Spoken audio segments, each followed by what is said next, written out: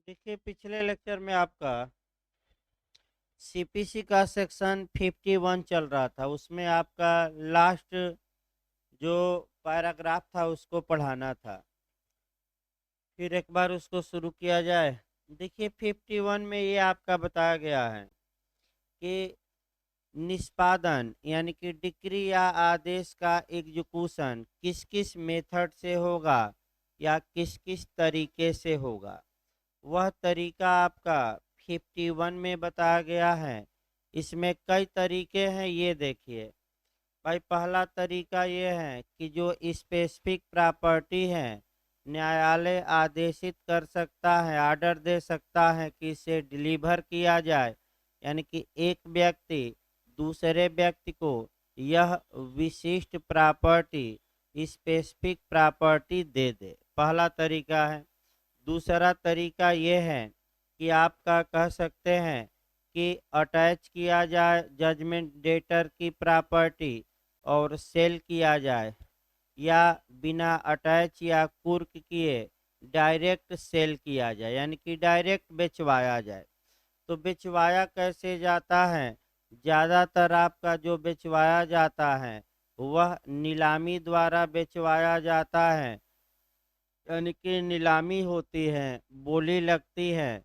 और संविदा अधिनियम में भी पढ़ा गया था कि जो नीलामी होती है वह प्रपोजल न होकर प्रपोजल के लिए आमंत्रण या निमंत्रण होता है। तो नीलामी बताई जाएगी आपका।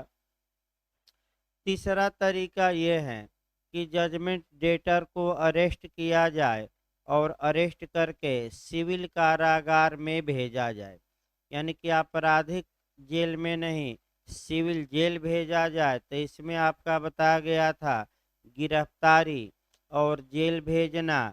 इसके लिए आपका 55 से लेकर और 59 तक सेक्शन पढ़ने हैं, यानी कि आपका 55 से लेकर 59 तक। इसके बाद चौथा बताया गया तरीका कि न्यायालय चाहे तो डिक्री का निष्पादन के लिए रिसीवर या प्रापक नियुक्त कर सकता है। और पांचवा तरीका ये है कि कोई अन्य ऐसा उपाय से डिक्री या आर्डर को इन्फोर्स कराया जा सकता है जिसे न्यायालय उचित समझे, यानी कि डिक्री या आदेश को एग्जीक्यूट कराने के मामले में यह रिजुडियरी प्रोविजन है, अवशिष्ट प्रावधान है, यानी कि अवशेषी प्रावधान है। अवशेषी का मतलब कि अन्य कोई तरीका न्यायालय अपना सकता है जो आपका रिलीफ की जो अनुतोष प्रदान किया गया है उसके अनुसार। इसके बाद आपका जो महत्वपूर्ण था प्रोविजो था। और प्रोविजो में एक केस भी याद रखना है, फिर एक बार कंसेप्ट बनाइए तब इस केस को देखिए। जो हारा है यानी कि जजमेंट डेटर या निर्णित ऋणी, अगर उसे अरेस्ट करके और सिविल कारागार भेजवाना है तो सबसे पहला नियम यह है कि उसे शो काज नोटिस जारी किया जाए, उसे कारण बताओ नोटिस जारी किया जाए। यानी कि जजमेंट डेटर को यह सूचित किया जाएगा कि तुम कारण बताओ, क्यों क्यों न तुम्हें गिरफ्तार करके जेल भेजा जाए। और अगर निर्णित ऋणी के पास पर्याप्त साधन नहीं है, संपत्ति नहीं है, धन का अभाव है, तो उसे अरेस्ट करके जेल भेजना आर्टिकल 21 का उल्लंघन माना जाएगा। ये जाली जॉर्ज वर्गीज बनाम बैंक ऑफ कोचीन का केस पूछा जाता है, यानी कि इस केस में उच्चतम न्यायालय ने स्पष्ट बताया कि अगर हारने वाला या निर्णित ऋणी या जजमेंट डेटर के पास पर्याप्त साधन नहीं है, धन नहीं है, तो उसे गिरफ्तार करके डिक्री या आदेश के निष्पादन में आपका सिविल कारागार नहीं भेजा जा सकता। ये अनुच्छेद 21 का क्या माना जाएगा? वायलेशन, यानी कि उल्लंघन। ये याद रखिए। अब इसी में आपका तब शो काज जो नोटिस जारी होती है, तो अब ये उसमें मामला है कि न्यायालय आपका कब ऐसे व्यक्ति को गिरफ्तार करके और सिविल कारागार भेजने का आदेश देगा। अब डिटेल में देखिए, देखिए प्रोविजो भाई आपका, परंतु जहां डिक्री धन के संदाय के लिए है, यानी कि ये नियम परंतु की या प्रोविजो हमेशा लागू नहीं होगा। केवल कब लागू होगा, जब जो डिक्री है वह मनी या धन को डिलीवर करने के लिए है, देने के लिए है। यानी कि ए ने बी के खिलाफ मुकदमा किया, 10,000 रुपया जीता, तो बी से ए को कितना दिलवाना है पैसा, 10,000।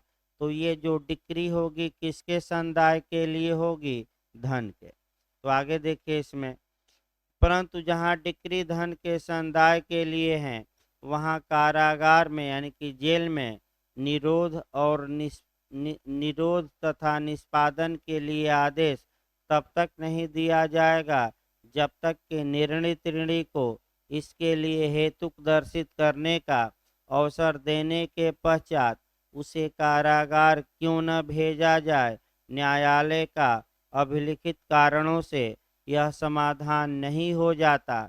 इसका मतलब ये हुआ कि डिक्री धन के संदाय के लिए है और ऐसी दशा में जेल भेजने से पहले न्यायालय निर्णित ऋणी को शोकाज नोटिस जारी करेगा और पूछेगा कि आपको क्यों न जेल भेजा जाए।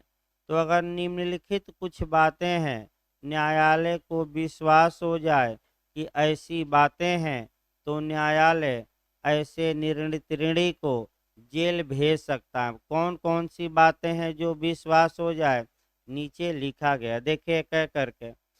पहला है निर्णित ऋणी इस उद्देश्य से, इस पर्पज से, यानी कि जो व्यक्ति हारा है वह इस पर्पज से, इस उद्देश्य से या यह परिणाम पैदा करने के लिए, यानी कि यह इफेक्ट हो, परिणाम हो पैदा करने के लिए कि डिक्री के निष्पादन में बाधा या विलंब हो।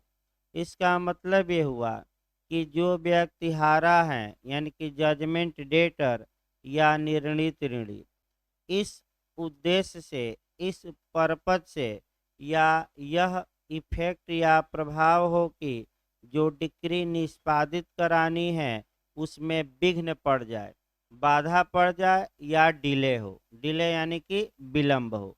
क्या क्या काम करता है, तो दो में से कोई एक काम करता है या दोनों करता है। यानी कि क्या डालने के लिए, डिक्री में बाधा या डिक्री के निष्पादन में क्या हो जाए, देर। अब क्या क्या करता है देखिए, न्यायालय की अधिकारिता की स्थानीय सीमाओं से फरार होने वाला है या उसे छोड़ने वाला है। यानी कि सिविल न्यायालय को ये विश्वास हो गया कि मान लीजिए प्रयागराज का मामला था, डिक्री का निष्पादन बाकी था और डिक्री धन के संदाय के लिए थी, तो जो हारने वाला है, न्यायालय को ये विश्वास हो जाए कि ये प्रयागराज से फरार होने वाला है या प्रयागराज जिला छोड़कर कहाँ चला जाएगा, कहीं अन्य। तो इससे और अगर अन्य चला गया तो भाई ताम झाम ज़्यादा होगा, उसे खोदना पड़ेगा, फिर डिक्री को अंतरित करना पड़ेगा, यानी कि ताम झाम ज़्यादा होगा और डिक्री के निष्पादन में समस्या भी आएगी और डिले भी होगा, क्योंकि यहाँ से क्या करनी पड़ेगी, डिक्री फिर अंतरित। बताया गया था भाई आपका 39 सेक्शन में डिक्री का क्या किया जाता है निष्पादन के लिए, अंतरण। तो सतर्क रहे। आगे देखिए, उस वाद के दायर किए जाने के बाद जिसमें वह डिक्री पारित की गई थी, अपनी संपत्ति के किसी भाग को बेईमानी से अंतरित कर चुका है। यानी कि इसका मतलब ये हुआ कि जब जजमेंट डेटर के अगेंस्ट में मुकदमा दायर किया गया था, उसके बाद वह डिसऑनेस्टली का मतलब यहाँ ये हुआ कि हमारे खिलाफ जो डिक्री पारित हो, वह डिक्री को वह डिक्री एग्जीक्यूट न होने पाए, निष्पादित न होने पाए, इसके लिए वह क्या किया है, तो मुकदमा दायर होने के बाद अपनी कुछ संपत्ति बेच दिया है। यानी कि अब अंतरित कर दिया, मतलब कि कुछ संपत्ति दान दिया, क्योंकि अगर मैं हारता भी हूँ तो मेरे पास कुछ रहेगा नहीं, तो कैसे वसूला जाएगा। इसका मतलब ये हुआ, यानी कि आपका न बांस रहेगी और न बांसुरी बजेगी। इसका मतलब कि मैं पहले ही सब कुछ बेच बेच दूंगा, तो मैं कंगाल रहूंगा, और जब डिक्री का निष्पादन होगा और गिरफ्तार करके मुझे कोर्ट में लाया जाएगा, तो मैं हाथ खड़ा कर दूंगा, तो मैं तो दिवालिया हूँ, मेरे पास कुछ नहीं है। तो अभी आपका दिवालिया का भी, इंसॉल्वेंट का भी आपका मने मामला आएगा कि दिवालिया घोषित करा सकता है जजमेंट डेटर।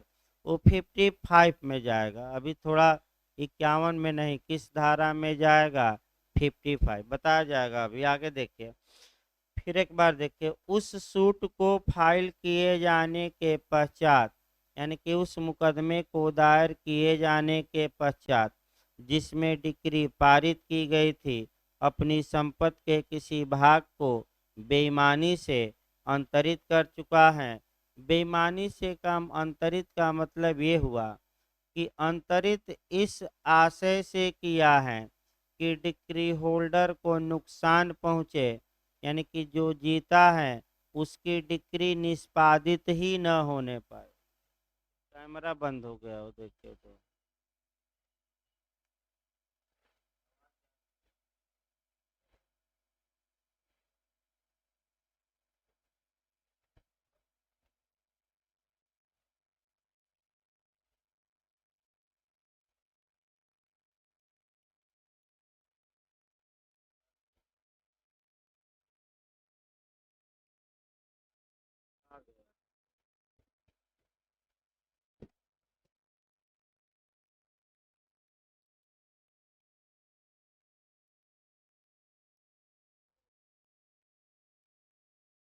पीछे पड़ जाता है ना, दिखाई नहीं देता इधर।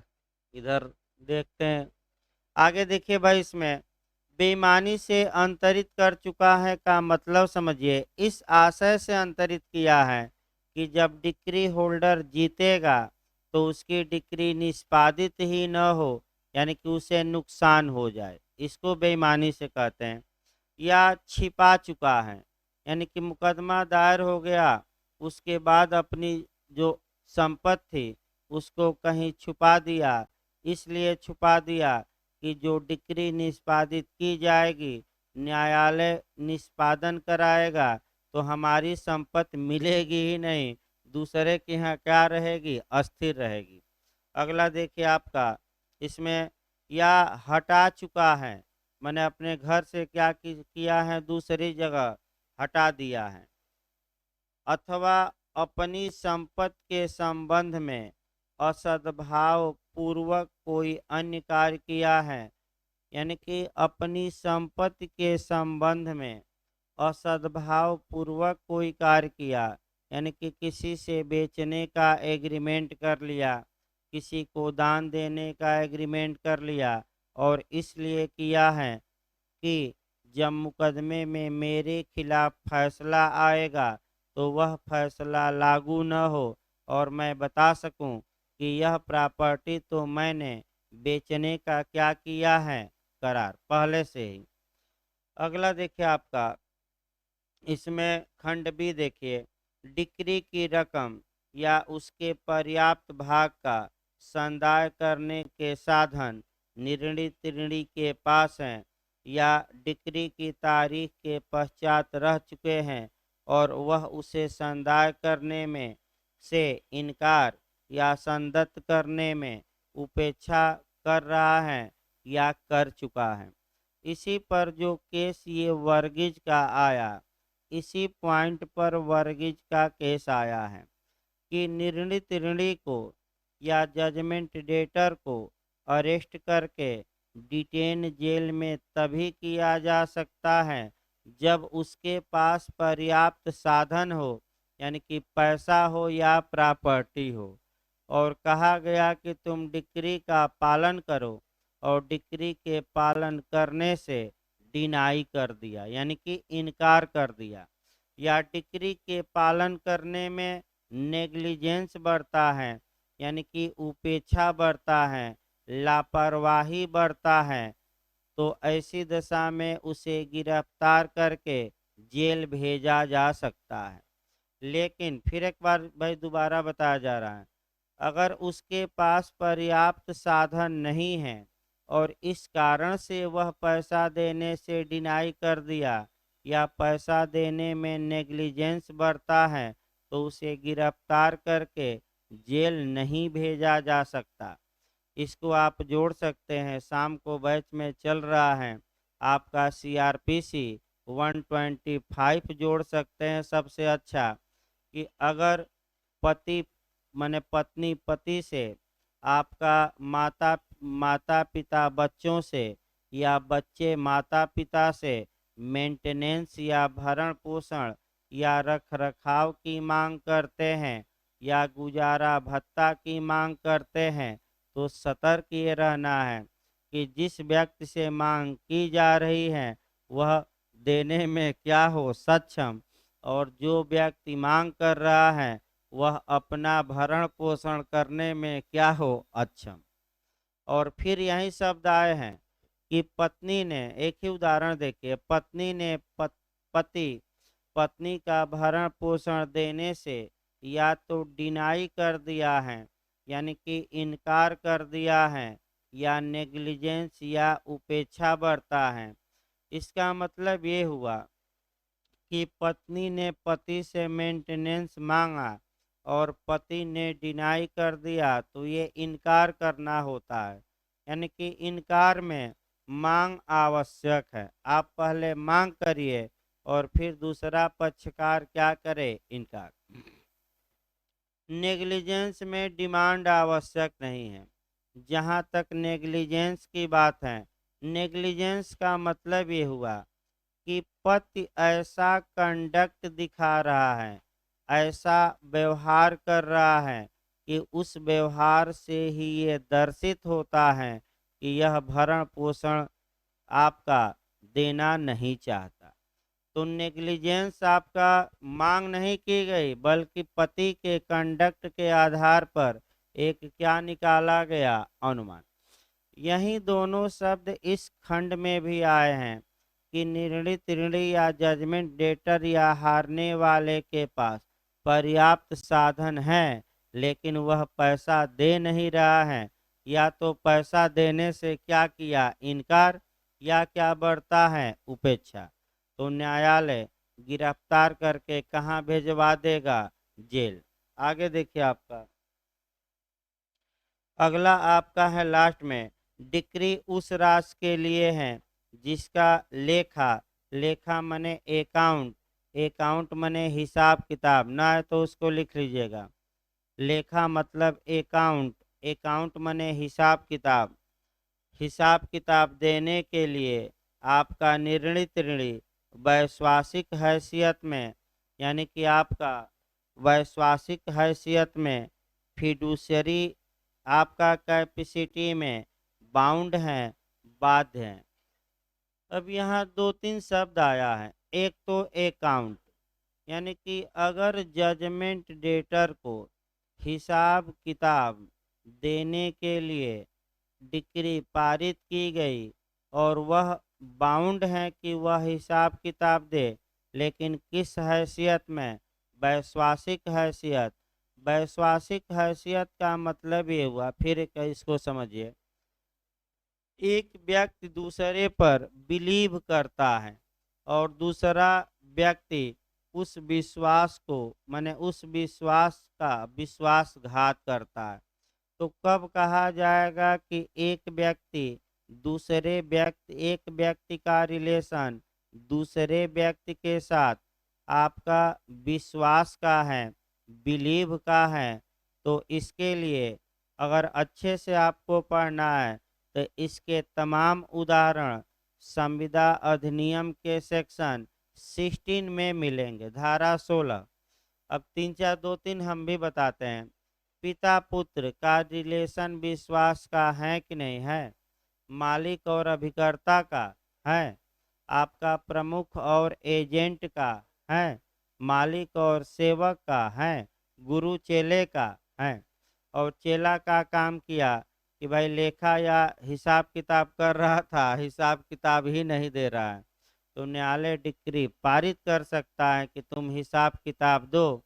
अगर वैश्वासिक हैसियत में चेला है ही, और हिसाब किताब नहीं देता, अकाउंट नहीं देता, तो न्यायालय गिरफ्तार करके कहाँ भेज सकता है? जेल। तो इस प्रकार आपका 51 महत्वपूर्ण थी। और मेंस में भी पूछा जाता है। मेंस में केवल बेयर एक्ट ही लिख पाएंगे आप। मैं बता दूं जो इस समय मॉडल आ रहा है, बेयर एक्ट और एक केस केवल डालिएगा वर्गीज वाला। इतना से अधिक आपका लिखने में हालत खराब हो जाएगी। जो इस समय क्वेश्चन आपका जे में, एपीओ में, कहाँ जहाँ भी आ रहे हो, अब एक क्वेश्चन में 3 नहीं 4 4 क्वेश्चन देने लगा है। जो नया मॉडल है आप देखिए, एक क्वेश्चन में 4 4 क्वेश्चन। तो आप खुद समझिए कि जहाँ एक क्वेश्चन हम करते थे, अब 4 क्वेश्चन करना है तो कितना हम लिख पाएंगे। वैसे 60-70% जो आजकल मेंस के क्वेश्चन हैं, ये जो छोटे छोटे लेक्चर दिए जाते हैं 15-15 20-20 लाइन, इसी से कवर हो रहे हैं। और वह कहीं लिखवाया भी नहीं जा रहा है, क्योंकि वो छोटे क्वेश्चन आ रहे हैं। तो भाई न आए तो लेक्चर का सहारा लीजिएगा, अपने मन से भी आप लिख सकते हैं जो कॉन्सेप्ट बनाए जाते हैं। आइए इसके बाद आपका आइए देखा जाए 52 और 53 देखना है। आपका पैतृक संपत्ति का दायित्व विधिक प्रतिनिधि बताया गया है उतना। आपका पैतृक संपत्ति का दायित्व क्या होगा? इसका मतलब ये हुआ कि पैतृक संपत्ति का दायित्व यानी कि एक व्यक्ति, पहले समझिए उदाहरण से, पिता था और पुत्र या पुत्री थी। फिर एक बार समझिए, दोनों लिखा है ना भाई।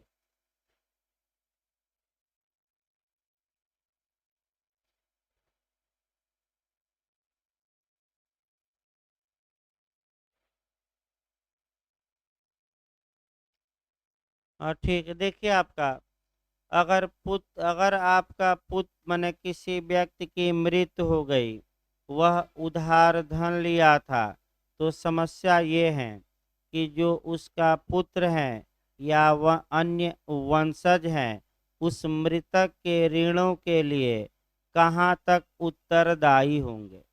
जब भी इसको पढ़िएगा, हिंदू सक्सेशन एक्ट 1956 का सेक्शन 6 को उठाकर पढ़िएगा। यानी कि दोनों सेक्शन एक साथ आपको जोड़ने हैं। एक हिंदू लॉ में जोड़ना है आपका हिंदू सक्सेशन एक्ट, यानी कि हिंदू उत्तराधिकार अधिनियम 1956 1956 का सेक्शन आपका 6 पढ़ना है। और तब आपका 53 पढ़िएगा। पहले हिंदू लॉ बता दिया जाए, तब यहाँ बैक हुआ जाए। 1 मिनट, 1 2 लाइन का सेक्शन है केवल। बस समझना है कि उत्तरदायित्व क्या होगा, लाइबिलिटी क्या होगी। देखिए फिर एक बार भाई, हिंदू विधि के तहत आपका जो संशोधन हुआ है 2005 में, आपका हिंदू उत्तराधिकार अधिनियम 1956 की तमाम धाराओं में, जिसमें मुख्य सेक्शन है आपका 6, धारा 6 के तहत अब पुत्रियों को भी जो सहदायकी नहीं थी, को पार्सनरी नहीं थी या समासिता नहीं थी, उनको भी पुत्रों के बराबर आपका संपत्ति में हिस्सा दिया गया है। यानी कि जितना को पार्सनरी प्रॉपर्टी में किसी पुत्र को हिस्सा मिलेगा, उतना हिस्सा अब किसको मिलेगा? पुत्री को। लेकिन हिस्सा मिला है तो जिम्मेदारी भी वहन करनी पड़ेगी। यानी कि जितनी जिम्मेदारी पुत्र की, उतनी जिम्मेदारी किसकी? पुत्री की। इसको सीआरपीसी में भी एक लाइन जान लेना चाहिए, 125 में, माता पिता किससे मेंटेनेंस मांग सकते हैं, केवल पुत्र से कि पुत्री से कि दोनों से। और विवाहिता पुत्री से मांग सकते हैं कि नहीं, मांग सकते हैं। अर्बट का केस है, ये याद रखिएगा, चांद से आने का कौन सा केस है, अर्बट। आज बताया भी जाएगा फिर शाम वाले बैच में। फिर एक बार देखिए भाई, यानी कि पुत्री और पुत्र जब बराबर के हिस्सेदार हो गए तो कानून ये कहता है कि जो पिता माने जो पिता पर उधार था, पिता ने जो उधार लिया था, तो उस उधार को भी चुकाने की जिम्मेदारी इनकी बराबर की होगी। यानी कि मीठा मीठा हब हब और तीखा तीखा थू थू ये नहीं चलेगा। अगर पुत्री हिस्सा ले रही है तो जिम्मेदारी का भी क्या करे, वहन करे। इसके लिए आपका हिंदू लॉ में स्पष्ट अब बता दिया गया है कि पिता अगर पुत्री का दायित्व क्या होगा, तो जो पुत्र का दायित्व होगा वही सेम दायित्व किसका होगा, पुत्री का। अब आ जाइए सेक्शन 53 देखिए। 53 ये बताती है कि अगर कोई हिंदू पुरुष था, वह उधार लिया था, वह मर गया, तो उसके जो वह उधार लिया था उसके जो वंशज हैं या जो पुत्र हैं वह किस सीमा तक उत्तरदायी होंगे और वह लीगल रिप्रेजेंटेटिव माने जाएंगे कि नहीं। तो धारा 50 और 52 के लिए वह विधिक प्रतिनिधि माने जाएंगे, लेकिन लगातार याद रखिए केवल उस सीमा तक दायी होंगे जिस सीमा तक वह मृतक की प्रॉपर्टी क्या किए हैं। तो 50 में भी तो हमने यही बताया और 52 में भी यही बताया, 53 में भी मैं यही बता रहा हूँ कि पुत्र या पुत्री किस सीमा तक लायबिल होंगे, जिस सीमा तक वह मृतक की प्रॉपर्टी क्या है, पाए हैं। बस एक लाइन। 54 आ जाइए, आपका 2 लाइन ये भी है। फिर 55 में थोड़ा समय लगेगा। फिर आपका इधर देखिए फिर एक बार 54 बस 2 लाइन ये है कि अगर डिक्री या आर्डर न्यायालय ने पास किया है और ऐसी संपत्ति के विभाजन के लिए या डिवीजन के लिए, उसको और क्या कहते हैं भाई, डिवीजन है,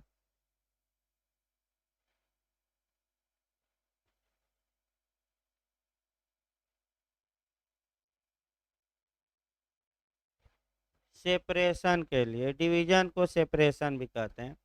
यानी कि सेपरेशन के लिए या पृथककरण के लिए या विभाजन के लिए वाद दायर किया गया। अब एक उदाहरण इसको बना दिया जाए तब समझा जाए भाई। देखिए आपका इधर थोड़ा आसान आसान सेक्शन आएंगे। आपका एक लाइन बस प्री के लिए पकड़ना है और कुछ नहीं। ए बी और सी तीन ये भाई थे और इनके पिता की मृत्यु के बाद मान लीजिए ये जमीन है, तो ऐसी दशा में कानून ये कहता है कि ए का हिस्सा 1/3 हो गया, बी का हिस्सा 1/3 और सी का हिस्सा 1/3। अब किसका हिस्सा कहाँ है ये निर्धारित नहीं है, लेकिन इस प्रॉपर्टी में तीनों का 1/3 हिस्सा है। तो लोग करते क्या है, विवाद इस समय भी ये ज़्यादा आ रहे हैं, यानी कि घरेलू विवाद से लेकर पारिवारिक विवाद ज़्यादा आ रहे हैं। ये अपना हिस्सा किसी अन्य को बेच देता है, ट्रांसफ़र कर देता है, तो ये बी और सी जाकर स्टे ले लेते हैं कि हजूर अभी बंटवारा हुआ नहीं और बिना बंटवारे के किस एरिया में एक ही प्रॉपर्टी है ये डिसाइड नहीं है। अतः जब तक बंटवारा न हो जाए तब तक दाखिल खारिज पर आप क्या लगाइए, रोक। और कब्जा कहाँ लेंगे भाई, क्योंकि बी इधर पाएगा कि सी पाएगा कि ए पाएगा ये तो डिसाइड है नहीं। और ज़्यादातर मुकदमे आजकल इसी के चल रहे हैं। इसके लिए पार्टीशन सूट दायर किया जाता है। फिर एक बार, विभाजन का वाद या पृथककरण का वाद। ए जाए और न्यायालय में किसका वाद दायर करे? विभाजन का। और न्यायालय से मांग करे कि हजूर इस जमीन में हमारा 1/3 हिस्सा है, आप डिवाइड कर दीजिए जमीन को और आप बता दीजिए कि हमारा अंश किस साइड है। तो आपका प्रतिवादी दोनों को बनाना पड़ेगा।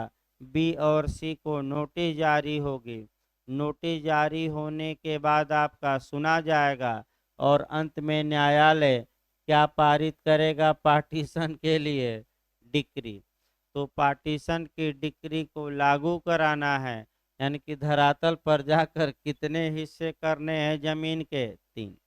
तो अगर यह जमीन राज्य सरकार को रेवेन्यू देती हो, बस एक लाइन याद रखना है कि अगर यह जमीन स्टेट गवर्नमेंट को क्या देती हो? भू राजस्व या राजस्व या रेवेन्यू। तो जो पार्टीशन होगा या जो डिवीजन होगा या संपत्ति का विभाजन होगा, वह किसके माध्यम से होगा? तो कलेक्टर के। बस एक लाइन याद रखना है कि जो अगर वह भूमि किसको राजस्व देती है? आपका स्टेट गवर्नमेंट को, तो उसका विभाजन किसके माध्यम से होगा? कलेक्टर के। डीएम ना मार कर आ जाएगा भाई, मैं फिर बता रहा हूँ, डीएम नहीं मारना है। एमपी में कई बार पूछा है डीएम की कलेक्टर। तो जहाँ कलेक्टर हो कलेक्टर मारिए, और जहाँ डीएम हो वहाँ क्या मारिए? तो यहाँ आपका कलेक्टर मारना है। फिर आदेश 40 का नियम 5 पूछा जाता है कि किसको प्रापक नियुक्त किया जाता है? कलेक्टर को कि जिला मजिस्ट्रेट को? तो जिला मजिस्ट्रेट वहाँ भी नहीं मारना, क्या मारना है? कलेक्टर। अब एक लाइन बस यही याद रखना प्री के लिए भाई, जो पूछा जाता है। आगे बढ़ा जाए। आपका 55 आइए, धारा 55 से लेकर और 59 तक एक साथ पढ़ा जाता है। 55 से लेकर और 59 तक में जो प्रावधान किए गए हैं, वह अरेस्ट करना और आपका डिटेन करना और सिविल आपका कारागार या जेल में भेजने का प्रावधान है। यानी कि आप 51 को हमेशा याद रखेंगे। 51 के किस खंड में यह प्रावधान था कि न्यायालय निर्णित ऋणी या हारने वाला या जजमेंट डेटर को गिरफ्तार करके जेल भेजवा सकता है अगर वह डिक्री का पालन नहीं करता है? तो कौन सी 51 के किस क्लाज में है? सी में। तो यानी कि सी से उठाएंगे और कहाँ से कहाँ तक पढ़ेंगे? 55 से लेकर कहाँ तक? आपका 59। प्री में एक क्वेश्चन बनने का पूरा चांस रहता है।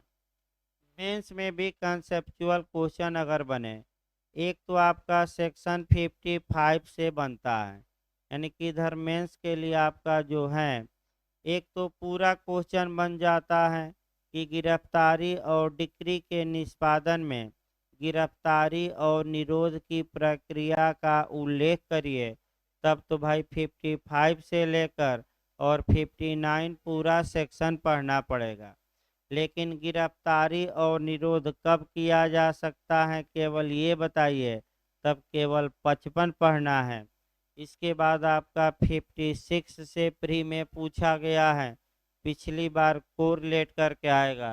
यानी कि जब भी 56 पढ़ेंगे तो हम 132 भी पढ़ेंगे। एक क्वेश्चन पिछली बार क्वेश्चन आया था जे में। इसके बाद आपका 59 और 58 और 59 में अंदर जाकर एमपी में बनाता है क्वेश्चन, यानी कि जो एमपी का मॉडल है एकदम बेरेट की भाषा में अंदर जाकर, एक अंतर रहेगा उसको हम बताएंगे, लेकिन बहुत अंदर जाकर क्वेश्चन बनता है। तो आपका 56 भी आपको देखना है और इसी के साथ 132 भी देखना है। यानी कि 50 बता दिया जाए एक लाइन, तब आपका शुरू किया जाए 55 से। देखिए, जो 55 से लेकर 59 तक की पहले भूमिका देखिए। भूमिका आपकी ये है कि जजमेंट डेटर को, यानी कि हारने वाले को कब अरेस्ट किया जाएगा और जेल भेजा जाएगा और कितने दिनों के लिए जेल भेजा जाएगा। तो मैं बता दिया हूँ। और पहला नियम ये याद रखना, और तो हम तोड़ेंगे ही आपका बैरक, कि अगर जजमेंट डेटर को अरेस्ट करके जेल भेजा जाता है तो वह डिक्री के निष्पादन में अधिकतम समय कितना हो सकता है? 3 मंथ। रट कर जाइए, कितना बताया गया था? 3 माह। अब उसका पैमाना है, आगे बताया जाएगा। अगर डिक्री धन के संदाय के लिए है, मनी देने के लिए है, तो ऐसी दशा में अगर हारने वाला, यानी कि जजमेंट डेटर अर्थात निर्णित ऋणी कोई स्त्री है, तो उसे अरेस्ट करके जेल नहीं भेजा जा सकता। यह सतर्क रहिए। फिर एक बार उदाहरण देखिए 56 पर। मान लीजिए ए ने बी के खिलाफ मुकदमा किया और बी स्त्री है, यानी कि महिला है, और ए ने कहा कि बी हमारा 10,000 रुपया ली है, दिलवाया जाए। ए जीता, यानी कि आज्ञाप्तिधारी। बी हारी, यानी कि निर्णित ऋणी, जजमेंट डेटर। अब बी से ए को ये 10,000 रुपया दिलवाना है डिक्री के निष्पादन में। तो पहला नियम ये याद रखिए कि अगर डिक्री धन के लिए है और हारने वाली स्त्री है, तो इसे गिरफ्तार करके क्या जेल भेजा जा सकता है कि नहीं? नहीं। अन्य तरीके अपनाइए, यानी कि इसकी संपत्ति कुर्क करिए, बेचवाइए, रिसीवर नियुक्त करिए, आपका संपत्ति को डिलीवर करवाइए, लेकिन किसी भी हाल में इसे अरेस्ट करके जेल नहीं भेजा जा सकता। इसी के साथ 132 आपका लगातार पूछा जा रहा है। पर्सनल अपीयरेंस, यानी कि व्यक्तिगत उपस्थिति या व्यक्तिगत हाजिरी, यानी कि कब किस स्त्री को न्यायालय में स्वयं उपसंजाति, स्वयं उपसंजाति मतलब स्वयं हाजिर होने से, पर्सनल अपीयरेंस से या व्यक्तिगत हाजिरी से उन्मुक्ति या मुक्ति दी जा सकती है। और इसमें 4 ऑप्शन बना था। जब वह अपने परिवार की रूढ़ के अनुसार लोगों के सामने नहीं आती, अपने मोहल्ले की रूढ़ के अनुसार, और देश की रूढ़ या कस्टम के अनुसार, इनमें से कोई नहीं। बेरक सतर्क रहना है। परिवार और मोहल्ला नहीं, क्या लिखा है? देश। भाई अपनी देश की रूढ़ के अनुसार वह लोग पर्दे में रहती हैं, लोगों के सामने नहीं आती हैं, तो ऐसी स्त्री को सिविल न्यायालय व्यक्तिगत हाजिरी नहीं कराएगा। उसकी ओर से वकील साहब आकर बहस कर लें। वकील साहब किस लिए हैं? भाई पैसा लेंगे तो वकील साहब आकर उसकी ओर से क्या करें? बहस करें। तो आइए देखा जाए भाई, शुरू किया जाए। 55 में आपका इंसॉल्वेंट भी आएगा। फिर एक बार अब शुरुआत किया जाए। धारा 51 न्यायालय की निष्पादन करने की शक्ति को बताता है। 51 का क्लाज सी ये बताता है कि न्यायालय जजमेंट डेटर को, यानी कि निर्णित ऋणी को गिरफ्तार करके निरोधित कर सकता है और सिविल कारागार में भेज सकता है। लेकिन जो सिविल कारागार में भेजा जाएगा, वह जो अवधि होगी, समय होगा, वह समय 58 सेक्शन में दिए गए समय से अधिक नहीं होगा।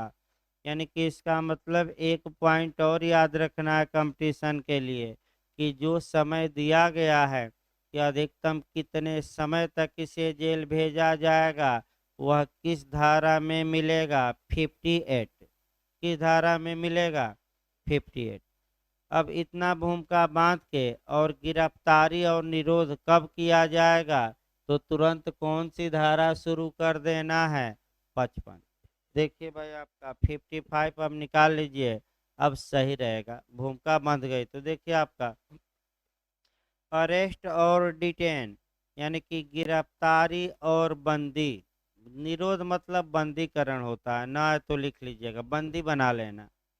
अब एक एक शब्दों को देखिए, आपका पहला खंड में आपका फिर बता दिया जाए, 55 का जो पहला खंड है इसमें 4 प्रोविजो हैं, यानी कि जब भी गिरफ्तार करके जेल ऐसे व्यक्ति को भेजा जाए तो 4 परंतुकों को भी, 4 प्रोविजों को भी ध्यान में रखना होगा। फिर एक बार आपका देखिए कहाँ कहाँ ध्यान में रखना पड़ेगा भाई आपका। एक तो 51, देखिए बैक भी आपको हाँ, देखिए भाई आपका धारा 51 का खंड सी याद रखना है। इसके बाद आपका धारा 51 का परंतुक भी आपको याद रखना है, जहाँ की कब उसे गिरफ्तार करके जेल भेजा जा सकता है अगर डिक्री धन के निष्पादन के लिए है, ये बताया गया। इसके बाद सेक्शन 55 में सामान्य नियम पढ़ना है और 4 प्रोविजो हैं। कितने प्रोविजो हैं? मेंस के लिए चारों याद करना पड़ेगा। देखिए हम तो समझा ही रहे हैं, लेकिन ये क्वेश्चन आपका प्री में भी पूछा जाता है, अभी दिवालिया भी आगे आएगा और मेंस में भी। देखिए एक उदाहरण बना लिया जाए और उसी उदाहरण पर आपका पूरा कहानी बताई जाए, यानी कि 55 एक उदाहरण बना लिया जाए। ए ने बी के खिलाफ मुकदमा किया और 10,000 रुपया जीता है, 10,000 रुपया जीता है। अब बी से यह पैसा ए को दिलवाना है, इसी को हम कहेंगे डिक्री को एग्जीक्यूट कराना। ए का नाम हो जाएगा डिक्री होल्डर, आज्ञाप्तिधारी या विजय पत्रधारी या जीतने वाला, और बी का नाम होगा जजमेंट डेटर या निर्णित ऋणी या हारने वाला। तो ऐसी दशा में अब बी बी पैसा नहीं दे रहा है, इसके पास पैसा है, संपत्ति है या प्रॉपर्टी भी है, और पैसा देने से 10,000 या तो डिनाई कर दिया है या नेग्लिजेंस बरता है, तो न्यायालय क्या करे? तो बी के खिलाफ, हाँ एक और, अगर बी स्त्री है और डिक्री धन के संदाय के लिए है तो दिमाग में इसके बाद वाली धारा भी बैठानी है। कौन सी? क्या बी को गिरफ्तार करके जेल भेजा जाएगा कि नहीं? नहीं भेजा जाएगा। तो इसके बाद वो तो आएगी, पढ़ा जाएगा 132 से कोरिलेट करके, और हम कोरिलेट करेंगे 2-3, लेकिन पहले 55 तो हो जाए। देखिए भाई अब 55 में ये है कि ये अगर डिनाई करता है या नेग्लिजेंस बरतता है पैसा देने में, तो 51 ये कहती थी सी कि बी को गिरफ्तार करके कहाँ भेजा जा सकता है? जेल। अब जेल भेजा जाएगा तो उसके लिए व्यापक प्रावधान कहाँ किए गए हैं? 55। इसी उदाहरण पर आपका चलेगा आगे। देखिए भाई शब्द देखिए अब,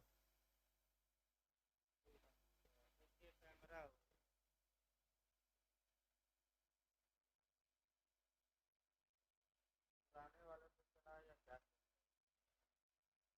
नया वाला देखिए नहीं तो फोन करते हैं, पुराने वाले पे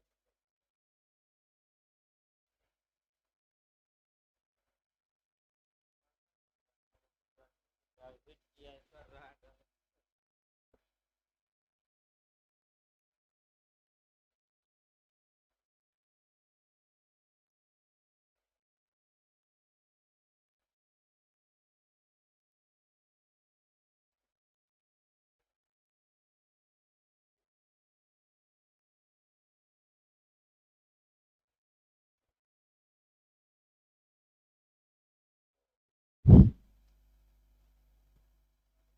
कूलर चला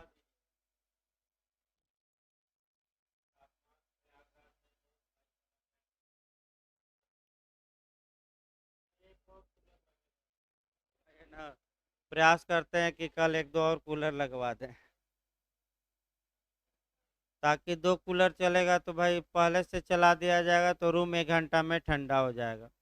यानी कि अगर सुबह से चलेगा क्लास के आधा घंटा पहले से तो ठंडा हो जाएगा। क्योंकि भाई देखिए आपका चाहे गर्मी हो या ठंडी, मैं बता दूं इतिहास, एपीओ की वैकेंसी थी और लोग आपका पसीना पोछ हम भी पसीना लगातार पोछते हुए पढ़ाते थे, और पढ़ने वाले भी बाहर बैठकर धूप में बैठकर गाड़ी पर बैठकर, जो नल आपका दिख रहा है टंकी पानी की वहां तक बैठकर लोग पढ़ते थे। तो अब तो काफ़ी व्यवस्था हो गई है भाई, रूम में आपका पंखा 5 ही 6 था, अब तो हर एक जगह पंखा लग गया, और व्यवस्था की जाएगी भाई, आदमी मैंने कूलर वूलर और एक दो लगवा देगा, कोई दिक्कत नहीं है। तो फिर एक बार देखिए आपका 55 देखा जाए, 55 में 1 देखिए भाई, निर्णित ऋणी डिक्री के निष्पादन में किसी भी समय और किसी भी दिन गिरफ्तार किया जा सकेगा। यानी कि पहला नियम तो ये मिला कि इस उदाहरण को पकड़े रहिए, इस उदाहरण में भी आपका डिक्री के निष्पादन में किस समय गिरफ्तार किया जाएगा, तो सामान्य नियम किस समय है, किसी भी समय, लेकिन इसको आपका कह सकते हैं कि इसको जब भी पढ़िएगा तो आपका प्रोविजो नंबर फर्स्ट से उठाकर पढ़िएगा। यानी कि पहला ही आया कि किसी भी समय, तो किसी भी समय का मतलब क्या, दिन में कि रात में कि संध्या के समय कि कभी भी कभी भी, लेकिन इस एरिया को लिमिट करता है, सीमित करता है परंतुक नंबर 1। देखिए तुरंत पढ़िए परंतुक नंबर 1, परंतु प्रथमतः इस धारा के अधीन गिरफ्तारी करने के उद्देश्य के लिए किसी भी निवास गृह में सूर्यास्त के पश्चात और सूर्योदय के पूर्व प्रवेश नहीं किया जाएगा। यानी कि ऐसा व्यक्ति अगर घर में जाकर बैठ गया है तो रात में उसके घर में घुसकर गिरफ्तारी नहीं होगी। आपराधिक मामलों में 24 घंटा तोड़ कर घुस जाइए, सिविल मामला है। तो यानी कि कब, अगर निर्णित ऋणी किसी निवास गृह में है तो क्या रात में निवास गृह में घुसकर गिरफ्तार किया जाएगा कि नहीं, नहीं। यानी कि पहला फिर एक बार देखिए, सामान्य नियम ये मिला कि किसी भी समय गिरफ्तार, लेकिन परंतु नंबर 1 कहता है कि अगर वह आपका अपने रेसिडेंस में है, यानी कि आवास में है, तो आवास में दिन में तो आप प्रवेश करके गिरफ्तार करिए, लेकिन रात में नहीं। रात में नहीं मतलब कि सूर्यास्त के पश्चात तथा सूर्योदय के क्या, पूर्व। अगला शब्द देखिए, किसी भी समय और किसी भी दिन। अब किसी भी दिन मतलब सोमवार को कि संडे को कि मंडे को, तो दिन से मतलब नहीं है। किसी भी दिन का मतलब कि दिन नहीं देखा जाएगा कि आज न्यायालय बंद है।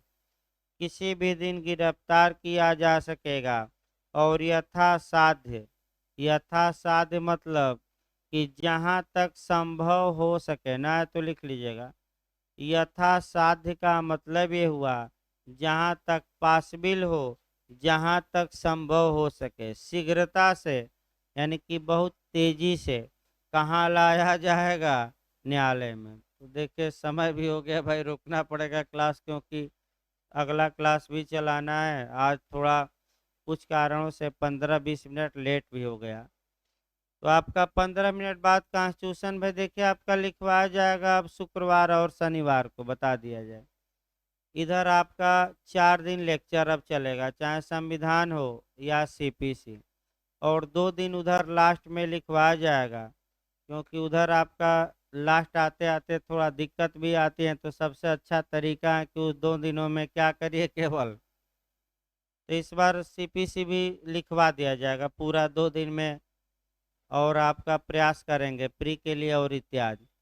तो और दिक्कत होगी तो आपका इस बार 3 दिन लिखवाया जाएगा। देख ले रहे हैं कितना दिन आगे बढ़, कितना कोर्स आगे बढ़ रहा है, उस हिसाब से।